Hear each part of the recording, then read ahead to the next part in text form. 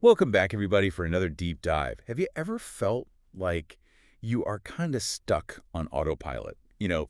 Like wanting to make a change, but just never quite get there. It's so common. Yeah. Yeah. Well, this time, we're tackling that feeling head-on with Atomic Habits by James Clear. Great book. It's a really practical framework for not just understanding how habits work, but actually like changing your behavior. Yeah, and what I really like about this book is it doesn't just offer like all these quick fixes or like these life hacks that.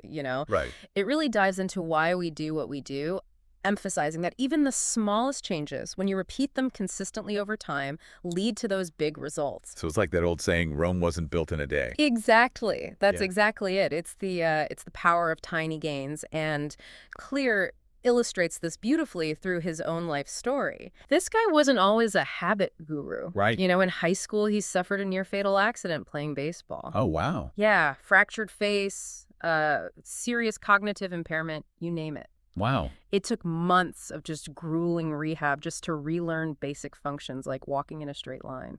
So how do you bounce back from something that devastating? Basically, used the principles that he would later write about in Atomic Habits to rebuild his life piece by piece. Wow. Yeah, so that experience ultimately led him to become an academic All-American, but more importantly, I think it ignited this fascination with the science of habit formation. Okay. He wanted to understand how these small, seemingly insignificant actions could add up to such profound change. Okay, so we're talking tiny changes, big impact. It sounds kind of like compound interest where even a small amount invested consistently can grow like exponentially over time. That's a great comparison. That is a great comparison. Clear talks about this concept of compounding, but instead of financial growth, we're talking about the accumulation of tiny gains in our habits. Hmm. He uses a really, really vivid analogy in the book. Imagine two tectonic plates pushing against each other, right? For years, decades, even centuries, there's this slow, almost imperceptible buildup of pressure. Right. And then, bam, a massive earthquake reshapes the landscape. Yeah. That's what consistent habits can do to your life. They create these seismic shifts that might seem sudden, but in reality are the result of years of tiny gains accumulating beneath the surface. So we're talking about the power of these tiny changes, these atomic habits. Yeah. But how do we actually like put this into practice? How do we rewire our brains to make a lasting change? Well, that's where Clear's 4 laws of behavior change come in. Okay. They provide a really practical framework, I think, for understanding how habits form Okay. and how we can use that knowledge to build better ones. And he breaks it down into 4 stages: cue, craving, response, and reward. Okay, so let's break that down. Okay. What exactly is a cue in this context? So a cue is basically a trigger. Yeah. It's anything in your environment or routine that signals your brain to initiate a particular behavior. Right. It could be as simple as just seeing your phone light up with like a notification. Right. Or the smell of like freshly baked cookies when you walk in the kitchen. Yeah, okay, so that makes sense. Yeah. The cue sparks the craving, which is like the desire for the reward. Like Absolutely. in your example, wanting to check those messages, Yeah. wanting to eat those cookies. Precisely. And that craving then leads to the response, which is the actual habit itself, checking your phone, eating the cookies, or whatever that behavior may be. Right. And finally, we have the reward, which is that satisfying feeling you get from performing the habit. Right. And this is what reinforces that behavior and makes you want to repeat it in the future. Yeah, it's like this feedback loop. Yes. You see the cue, you crave the reward, you get the reward, Yeah. and then the cycle starts all over again. Exactly. Exactly. And what's so insightful about Clear's approach, I think, is that he encourages us to become detectives of our own habits. He has this idea of a habits scorecard, Okay. where you actually write down your daily actions and then you analyze the cues that are driving those behaviors. Because sometimes those cues are so ingrained in our routine that we don't even realize they're there. Exactly. We're often on autopilot, just mindlessly going through the motions without really thinking about why we're doing what we're doing. It's like those times when you absentmindedly reach for your phone, even though you just checked it 5 minutes ago. Exactly. And the habit scorecard helps bring those hidden cues to light. Yeah. So it's about becoming more mindful of your behaviors and understanding those triggers that are driving them. And then you can start to really reshape your environment to work for you rather than against you. So it's not always about willpower then. No. Sometimes it's about outsmarting those cues that are kind of hardwired into our brains and our environments. Absolutely. Remember those Japanese electronics manufacturers who redesigned their workplaces to make them more efficient? Oh, yeah. Cleary uses that as such a powerful example of how your environment can either support or sabotage your habits. He talked about how they strategically placed tools and materials to minimize wasted movement, Yes. which led to this huge boost in productivity. Exactly. And it's not just about physical space either. Right. Your digital environment plays a huge role as well. Oh, absolutely. Just think about how often you get interrupted by notifications or emails or social media throughout the day. It's like a barrage of distractions. Constant. You're trying to focus on work or you're trying to have a meaningful conversation, but your brain keeps getting hijacked by that little ping or that vibration. Exactly. And each time you get sidetracked, it takes time and energy to get back on track. Yeah. It's like you're constantly hitting the reset button on your focus. So how do we combat that? Is it just willpower?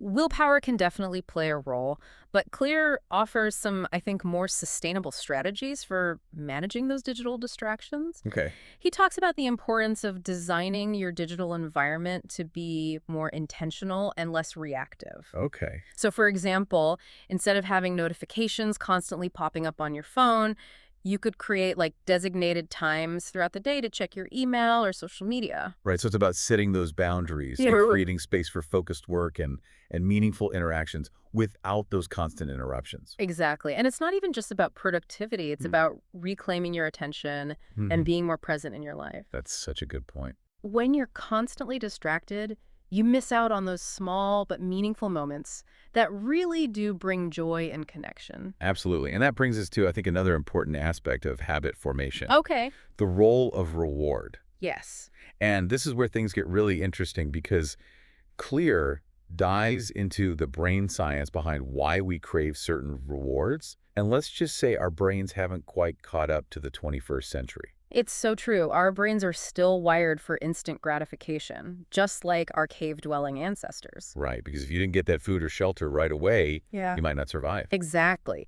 But today, that same wiring can lead us down a path of unhealthy habits. Right. We're constantly bombarded with temptations that offer that immediate gratification. Right. Whether it's sugary treats or endless entertainment, that instant dopamine hit from social media. And those things might feel good in the moment, but they don't always contribute to our long-term well-being or happiness. Exactly. And that's why it's crucial to find ways to make good habits immediately satisfying.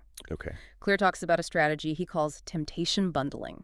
I love this one. Yeah. Yeah, it's like giving yourself permission to enjoy a guilty pleasure, but only while you're engaging in a healthy habit. Exactly. You're basically linking an activity you want to do with an activity you need to do. Right.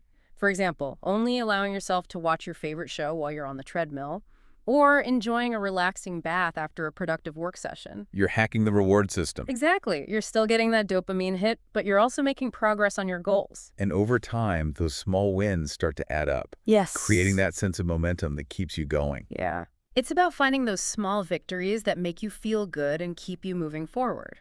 Yeah, and sometimes it's not about making good habits more rewarding, but making bad habits less so. Oh, that's interesting. How do you do that? Well, Clear talks about this idea of adding an immediate cost or consequence to a bad habit.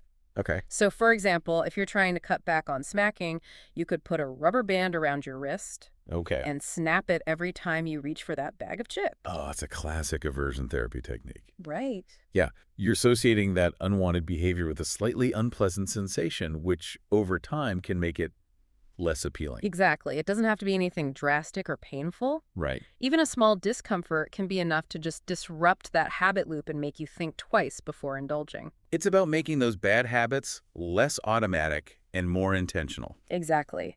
And that brings us to, I think, another important principle from Atomic Habits, the power of showing up consistently, even when you don't feel like it. And this is where the 2-minute rule comes in, right? You got it.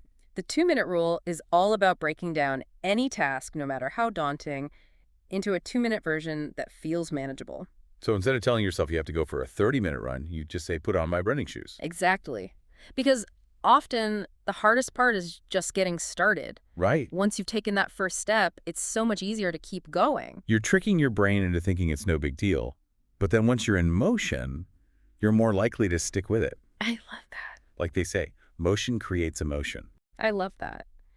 And Clear actually makes, I think, a really important distinction between professionals and amateurs when it comes to building habits. That's it.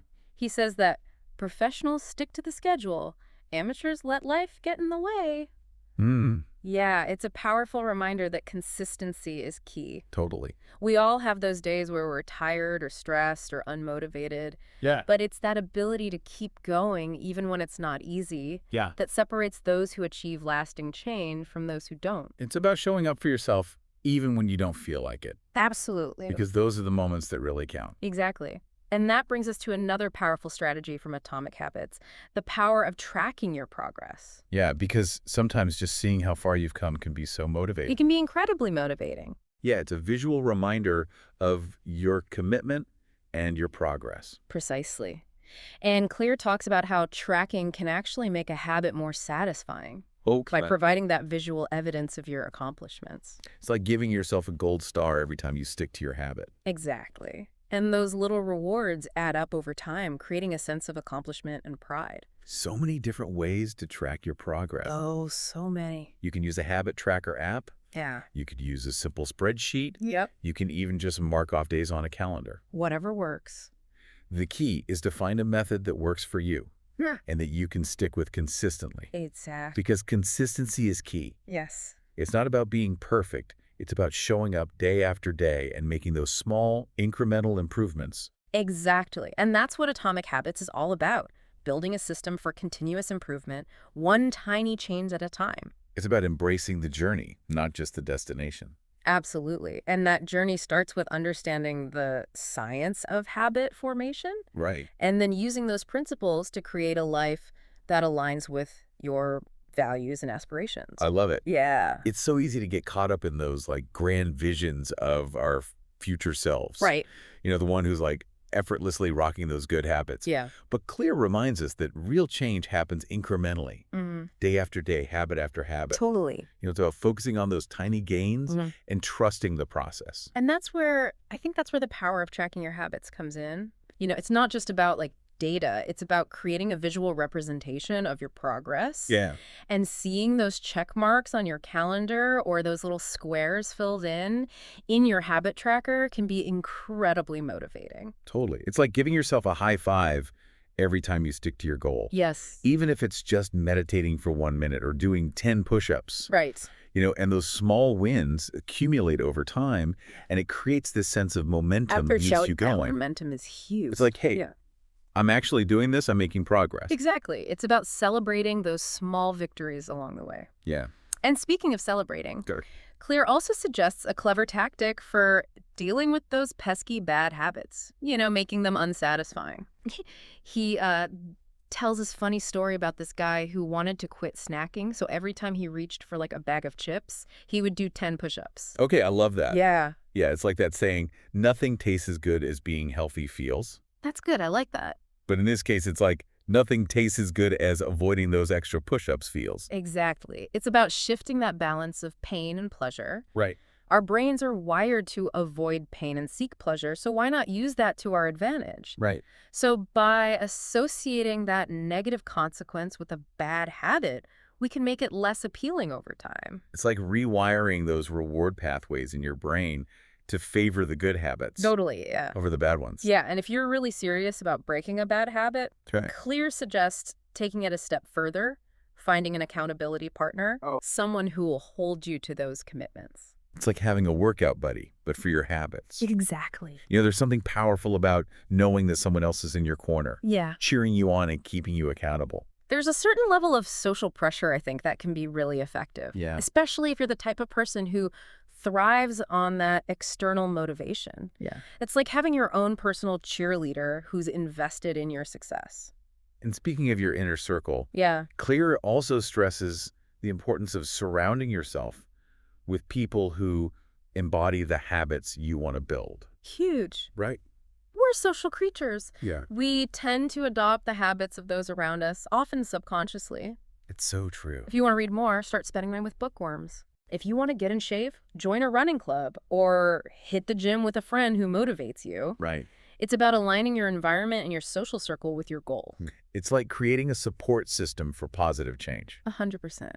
So as we wrap up our deep dive into atomic habits, Yeah. I think it's important to remember that building better habits is a journey, not a destination. It really is. There's no finish line where you suddenly become this perfect version of yourself. Right. It's about continuous improvement. Yeah? You're always striving to get a little bit better each day. Yeah. And that's what makes this journey so exciting. I agree. There's always something new to learn, something new to try, something new to master.